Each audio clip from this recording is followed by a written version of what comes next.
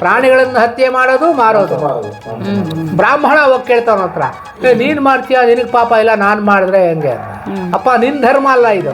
ಸಹಸ್ರಾರು ಜನ ಊಟಕ್ಕೆ ಕೂತಿದ್ರು ಸಹ ಅಂಥವನು ಒಬ್ಬ ಊಟಕ್ಕೆ ಕೂತಿದ್ರೆ ಅವನ ದೋಷ ಅಷ್ಟು ಜನಕ್ಕೂ ಬರುತ್ತೆ. ಅಮಾವಾಸ್ಯೆ ದಿನ ಯಾವುದೇ ಒಂದು ಗಿಡದಲ್ಲಿ ಒಂದು ಎಲೆ ಆಗಲಿ, ಒಂದು ಹೂವಾಗಿ ಕೀಳಾಗಿಲ್ಲ, ಬ್ರಹ್ಮಹತ್ಯೆಗೆ ಸಮಾನ, ಗೊತ್ತಾ ನಿಮಗೆ? ಆಮೇಲೆ ತುಳಸಿ ವೃಕ್ಷ ಅವನ್ನು ಛೇದನ ಮಾಡೋ ಹಾಗಿಲ್ಲ. ಪುಣ್ಯ ವೃಕ್ಷಗಳನ್ನು ಛೇದನ ಮಾಡಿದ್ರೆ ಸರ್ಪ ಹತ್ಯೆಗೆ ಸಮಾನ ಅಂತ ಹೇಳ್ತಾರೆ.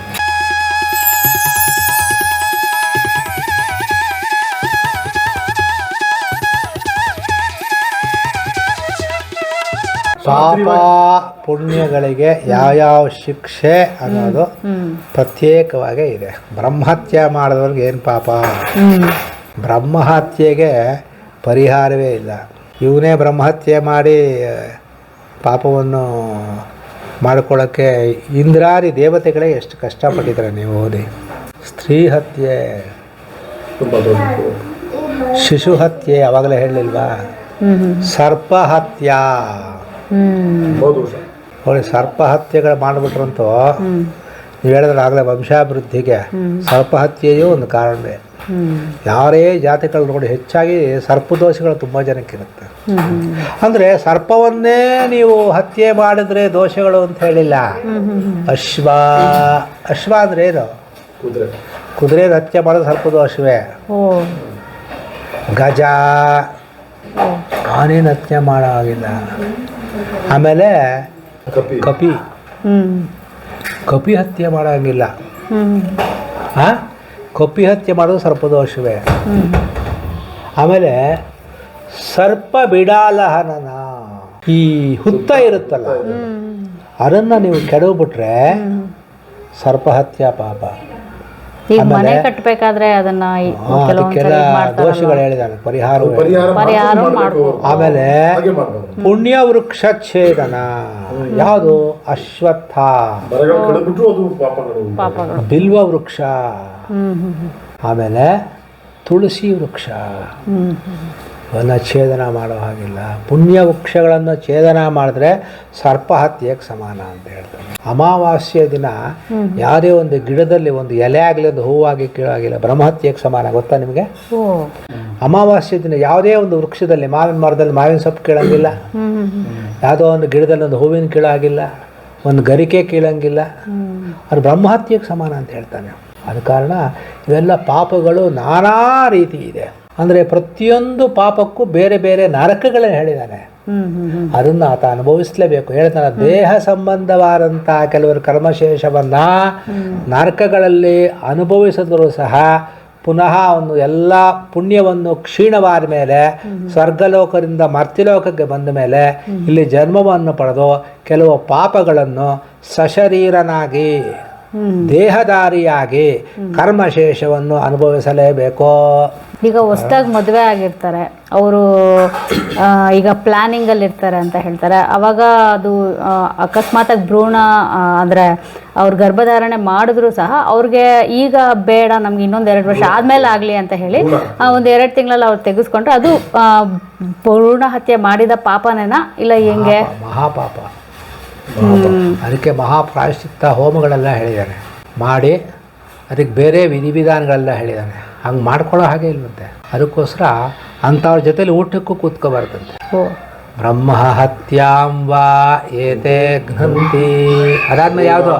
ಭ್ರೂಣ ಹತ್ಯಾಂ ವಾ ಏತೆ ಘ್ನಂತಿ, ಹತ್ಯಾಂ ವಾ ಏತೆ ಘ್ನಂತಿ. ಸಹಸ್ರಾರು ಜನ ಊಟಕ್ಕೆ ಕೂತಿದ್ರು ಸಹ ಅಂಥವನು ಒಬ್ಬ ಊಟಕ್ಕೆ ಕೂತಿದ್ರೆ ಅವನ ದೋಷ ಅಷ್ಟು ಜನಕ್ಕೂ ಬರುತ್ತೆ. ಈ ಭ್ರೂಣ ಹತ್ಯೆ ಮಾಡಿದವನು, ಈ ಬ್ರಹ್ಮಹತ್ಯೆ ಮಾಡಿದವನು, ವೀರಹತ್ಯೆ ಮಾಡಿದವನು, ಇವರೆಲ್ಲ ಪಾಪಗಳು ಈ ಜೊತೆಲಿ ಕೂತಿರ್ತಾರಲ್ಲ ಊಟಕ್ಕೆ, ಪಂಕ್ತಿ ದೋಷ ಅಂತಾರಲ್ಲ ಅದೇ. ಅದಕ್ಕೆ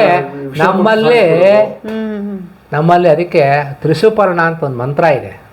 ತ್ರಿಸುಪರ್ಣ ಮಯಾಚಿತಂ ಬ್ರಾಹ್ಮಣಾಯ ದದ್ಯಾತ್. ಈ ಮಂತ್ರವನ್ನು ಹೇಳ್ತಾರೆ ಊಟಕ್ಕೆ ಕೂತಾಗ. ಯಾಕೆ ಅಂದ್ರೆ ಇಂಥವರೆಲ್ಲ ಪಂಕ್ತಿಲಿದ್ರೆ ಯಾರು ಗೊತ್ತಾಗುತ್ತೆ? ನಿಜ ನಿಜ ಗೊತ್ತಾಗಲ್ಲ. ಆಸಹಸ್ರಾತ್ ಪಂಕ್ತಿಂ ಪುನಂತಿ, ಅಂತ ಪಂಕ್ತಿಗಳಿದ್ರೆ ನನ್ನನ್ನು ಪುನಂತಿ, ಶುದ್ಧನನ್ನಾಗಿ ಮಾಡೋ ಅಂತ ಕೇಳ್ಕೊಂಡು ಆ ಮಂತ್ರವನ್ನು ಪಾರಾಯಣ ಮಾಡಿ ಅವನ ಜೊತೆಲಿ ಕೂತರು ಊಟ ಮಾಡ್ತಾರೆ. ಅಪಾಂಕ್ತೇಯ, ಪಂಕ್ತಿಗೆ ಅರ್ಹನಾದವನಲ್ಲ ಅಂತವನು. ಯಾರು ಗೊತ್ತು 1000 ಜನದಲ್ಲಿ ಎಲ್ಲ ಕೇಳಕ್ಕಾಗುತ್ತೆ ಹೋಗಿ ಇನ್ನೇನು ಪಾಪ ಮಾಡಿದೀಯಾ ಅಂತ. ಅದ ಕಾರಣ ಅಂಥ ಪಾಪಗಳಿಗೂ ಸಹ ಅಂದ್ರೆ ಈ ದೋಷಗಳು ಬ್ರಾಹ್ಮಣರಿಗೆ ಮಾತ್ರ ಅಂಟದ, ಇಲ್ಲಾಂದ್ರೆ ಎಲ್ಲಾರ್ಗು ಅನ್ವಯಿಸುತ್ತ? ಎಲ್ಲರಿಗೂ ಅನ್ವಯಿಸುತ್ತೆ. ಸಜ್ಜನರು ಸಹವಾಸ ಮಾಡಬೇಕು ಅಂತ ಅದಕ್ಕೆ ಹೇಳೋದು. ಸಜ್ಜನರು ಸಹವಾಸ ಮಾಡಿದ್ರೆ ಎಷ್ಟೋ ಪಾಪಗಳು ನಿವೃತ್ತಿ ಆಗೋದು. ಅವ್ರವ್ರ ಜಾತಿಗಳಿಗೆ ಅವ್ರವ್ರ ಜಾತಿಯವರಿಗೆ ವರ್ಣದವರಿಗೆ ಅವ್ರದವ್ರದೇ ಅಂತ ಕಟ್ಟುಪಾಡುಗಳ ನಿಯಮಗಳಿದೆ. ಧರ್ಮವ್ಯಾದ ವಿಚಾರ ಬರುತ್ತೆ ಮಹಾಭಾರತದಲ್ಲಿ. ಆತ ಅವನ ವೃತ್ತಿ ಏನು ಅಂದರೆ ಪ್ರಾಣಿಗಳನ್ನು ಹತ್ಯೆ ಮಾಡೋದು, ಮಾರೋದು. ಬ್ರಾಹ್ಮಣ ಹೋಗಿ ಕೇಳ್ತಾವನ ಹತ್ರ, ನೀನು ಮಾಡ್ತೀಯ, ನಿನಗೆ ಪಾಪ ಇಲ್ಲ, ನಾನು ಮಾಡಿದ್ರೆ ಹೆಂಗೆ ಅಂತ. ಅಪ್ಪ ನಿನ್ನ ಧರ್ಮ ಅಲ್ಲ ಇದು ನನ್ನ ಧರ್ಮ, ನನ್ನ ಕುಲವೃತ್ತಿ ಇದು. ನಾನು ಮಾಡಿದ್ರೆ ನಂಗೆ ದೋಷ ಇಲ್ಲ, ನಿನಗೆ ಅದರಲ್ಲಿ ಅಧಿಕಾರ, ನೀನು ಮಾಡೋ ಹಾಗಿಲ್ಲ ಅಂತ ಹೇಳ್ತಾನೆ. ಧರ್ಮವ್ಯಾದ ಬ್ರಾಹ್ಮಣ ಸಂವಾದ ಅಂತ ಮಹಾಭಾರತದಲ್ಲಿ ಬರುತ್ತೆ. ಏನು ಅಂದ್ರೆ ಈಗ ಯಾರು ಇತಿಹಾಸ ಪುರಾಣ ಓದೋರೇ ಇಲ್ಲ, ಭಾಗವತ ಓದೋರೇ ಇಲ್ಲ, ಹರಿವಂಶ ಓದೋರೇ ಇಲ್ಲ. ದಿನ ಬರೋ ಎಲ್ಲ ಪತ್ರಿಕೆಗಳನ್ನು ಓದ್ತೀವಿ, ಇತಿಹಾಸ ಪುರಾಣಗಳನ್ನು ಧರ್ಮಗ್ರಂಥಗಳನ್ನು ಓದೋ ಅಭ್ಯಾಸವೇ ಬಿಟ್ಟು ಹೋಗಿದೆ. ಸ್ವಲ್ಪ ದಿನ ಒಂದು 5-10 ನಿಮಿಷ ಆದರೂ ಓದಿದ್ರೆ ವಿಷಯಗಳು ಗೊತ್ತಾಗುತ್ತೆ ನಮಗೆ. ಯಾರು ಓದಲ್ಲ. ಗಂಡಸರು ಹೆಂಗಸರು ಮ್ಯಾಗಝೈನ್ಸ್ ಓದ್ತಾ ಇರ್ತಾರೆ. ವುಮೆನ್ಸ್ ಅವ್ನಿಗೇನಕ್ಕಪ್ಪ, ಗಂಡಸ್ ಯಾಕೆ ಗೌರಿ ದುಃಖ, ಲೇಡೀಸ್ ಮ್ಯಾಗಝೈನ್ಸ್ ಮಗವಾಣಿದ್ರು ಸುಂಚ. ಇಂಥ ಪರಿಸ್ಥಿತಿಲಿ ಇಂಥ ವಿಷಯಗಳನ್ನು ನೀವೆಲ್ಲ ಇವತ್ತಿನ ದಿನ ಚರ್ಚೆ ಮಾಡಿ ನಮಗೇನೋ ಜ್ಞಾನದ ಇರೋಂಥ ಪರಿಮಿತಿಯಲ್ಲಿ ಎಷ್ಟು ಸಾಧ್ಯವೋ ಅಷ್ಟು ಸರಿಯಾಗಿದೆ ಅಂತ ನಾನು ಭಾವನೆ ಮಾಡಿಕೊಂಡು ನಿಮಗೆ ತಿಳಿಸಿದ್ದೀನಿ. ನೋಡುವಂಥ ಇವರು ಅಷ್ಟೇ, ವೀಕ್ಷಕರು ಅಷ್ಟೇ, ಏನಾದರೂ ಅದರಲ್ಲಿ ತಿದ್ದುಪಡಿ ಇದ್ದರೆ ನಮಗೆ ತಿಳಿಸಿ ನಾವು ಅದನ್ನು ಸರಿಪಡಿಸ್ಕೋತೀವಿ.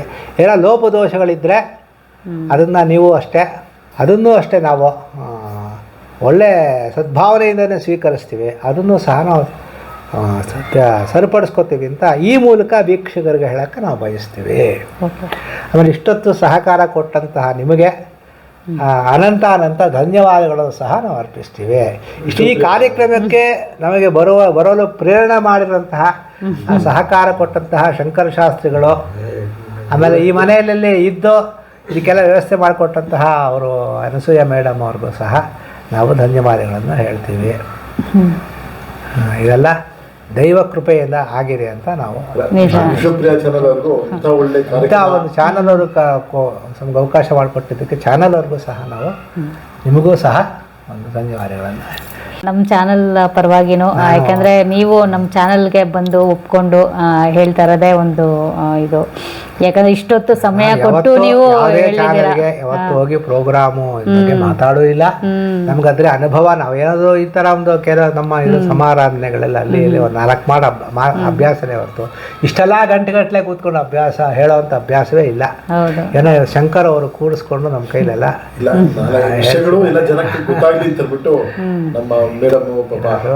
ಇನ್ನಷ್ಟು ವಿಷಯಗಳಿದ್ರೆ ನಮಗೆ ತಿಳಿಸಿ, ನಾವು ಯಾವುದಾದ್ರೂ ಇನ್ನೊಂದ್ಸಲ ಅವಕಾಶ ಇದ್ದಾಗ ಬರ್ತೀವಿ. ನಿಜ, ತುಂಬ ಧನ್ಯವಾದ. ನಿಮ್ಮ ಅಮೂಲ್ಯವಾದ ಸಮಯವನ್ನು ಇವತ್ತು ನಮ್ಮ ಚಾನಲ್ಗೆ ಬಂದಿದ್ದೀರಾ. 4 ಜನಕ್ಕೆ ಸದುಪಯೋಗ ಆದರೆ ನಾವು ಈ ಕಾರ್ಯಕ್ರಮ ಮಾಡಿದ್ದು ಒಂದು ಸಾರ್ಥಕ ಅಭಿಪ್ರಾಯ. ಹೌದು, ಖಂಡಿತ. ನೀವು ಹೇಳಿರೋ ಎಲ್ಲ ಮಾತುಗಳು ಒಂದು ಸದುಪಯೋಗ ಆಗುವಂಥದ್ದು. ಪ್ರಾಕ್ಟಿಕಲ್ ಆಗಿ ಹೇಳಿದ್ದೀವಿ. ಅದರಲ್ಲಿ ನಾವು ಏನೋ ಒಂದು ಹೇಳಿದ್ರಲ್ಲ ಅನ್ನೋ ರೀತಿ ಹೇಳಿಲ್ಲ. ಇರೋ ವಿಷಯವನ್ನು ಇದ್ದ ಹಾಗೆ ಧರ್ಮಶಾಸ್ತ್ರದಲ್ಲಿ ಇದ್ದ ಹಾಗೆ ನಾವು ತಿಳ್ಕೊಂಡಿರೋ ನಮ್ಮ ಜ್ಞಾನ ಪರಿಮಿತಿಯಲ್ಲಿ ಹೇಳಿದ್ನಲ್ಲ ಅಷ್ಟು ಹೇಳಿದ್ದೀವಿ. ಇನ್ನೂ ಹೆಚ್ಚಿನ ವಿದ್ವಾಂಸರೆಲ್ಲ ಇದ್ದಾರೆ, ದೊಡ್ಡ ವಿದ್ವಾಂಸರೆಲ್ಲ ಇದ್ದಾರೆ. ಅವ್ರನ್ನೂ ನೀವು ಸಂಪರ್ಕ ಮಾಡಿ ಈ ವಿಷಯದ ಬಗ್ಗೆ. ಅವರು ಏನು ಹೇಳ್ತಾರೆ ಅಂತ ಅವ್ರ ಹತ್ರ ನೀವು ತಿಳ್ಕೊಳ್ಳೋದು ಉತ್ತಮ. ಏನಪ್ಪ? ಹರಿ ಓಂ ತತ್ಸತ್. ಧನ್ಯವಾದಗಳು. ನಿಮ್ಮ ಚಾನಲ್ ಜನಪ್ರಿಯವಾಗಲಿ. ಧನ್ಯವಾದಗಳು ಸರ್. ಪ್ರಿಯವಾಗಲಿ, ಜನಪ್ರಿಯ ಆಗಲಿ. ಸನಾತನ ಧರ್ಮದ ಸಾಕಷ್ಟು ಈ ತರ ಕೆಲಸಗಳು ಮಾಡ್ತಾ ಇದ್ದಾರೆ ಆಕ್ಚುಲಾಗೆ. ಯಾಕಂದ್ರೆ ಇದು ಒಂದು ಸನಾತನ ಧರ್ಮಕ್ಕೆ ಮಾಡಿದ್ರೆ ಒಂದು ಸೇವೆನೇ ಆಕ್ಚುಲಾಗೆ. ಇದು ಖಂಡಿತ ಮಾಡ್ತಾ ಇದ್ದಾರೆ. ಅದು ಚೆನ್ನಾಗಿ ಎಲ್ಲರೂ ನೋಡಿ ಇದರ ಒಂದು ಉಪಯೋಗ ಎಲ್ಲರಿಗೂ ಸಿಗ್ಲಿ ಅಂತ ಹೇಳ್ಬಿಟ್ಟು ಪ್ರಾರ್ಥನೆ ಮಾಡ್ತಾ ಇದ್ದಾರೆ. ಹೌದು. ವೀಕ್ಷಕರ ಇನ್ನು ಸಾಕಷ್ಟು ವಿಚಾರಗಳು ಗರುಡ ಪುರಾಣದ ಬಗ್ಗೆ ಮುಂದೆ ಗುರುಗಳು ಸಮಯ ಕೊಟ್ಟರೆ ಇನ್ನಷ್ಟು ವಿಚಾರಗಳನ್ನು ನಿಮಗೆ ತಿಳಿಸುವ ಒಂದು ಪ್ರಯತ್ನವನ್ನು ಮಾಡ್ತೀವಿ. ಇವತ್ತಿಗೆ ಈ ಕಾರ್ಯಕ್ರಮವನ್ನು ಇಲ್ಲೇ ಮುಗಿಸ್ತಾ ಇದ್ದೀವಿ. ಇವತ್ತು ಸಮಯ ಕೊಟ್ಟ ಶಂಕರ್ ಅವರು ಹಾಗೆ ಬಾಲಕೃಷ್ಣ ಶರ್ಮಾ ಅವರಿಗೂ ತುಂಬ ಅನಂತ ಧನ್ಯವಾದಗಳು. ಇಬ್ಬರಿಗೂ ಅನಂತ ಧನ್ಯವಾದಗಳು. ಹಾಗೆ ನಮಗೆ ಈ ಒಂದು ಮನೆಯಲ್ಲಿ ಅವಕಾಶ ಮಾಡಿಕೊಟ್ಟಿರುವಂಥ ಅವರ ಅಕ್ಕ ಅವ್ರಿಗೂ ಅನಂತ ಧನ್ಯವಾದಗಳು ಮೇಡಮ್. ಇಷ್ಟನ್ನು ಹೇಳ್ತಾ ಇವತ್ತು ನಮ್ಮ ಕಾರ್ಯಕ್ರಮವನ್ನು ಮುಗಿಸ್ತಾ ಇದ್ದೀವಿ. ಸಿಗೋಣ ಮುಂದಿನ ಕಾರ್ಯಕ್ರಮದಲ್ಲಿ. ಅಲ್ಲಿವರೆಗೂ ನಮಸ್ಕಾರ.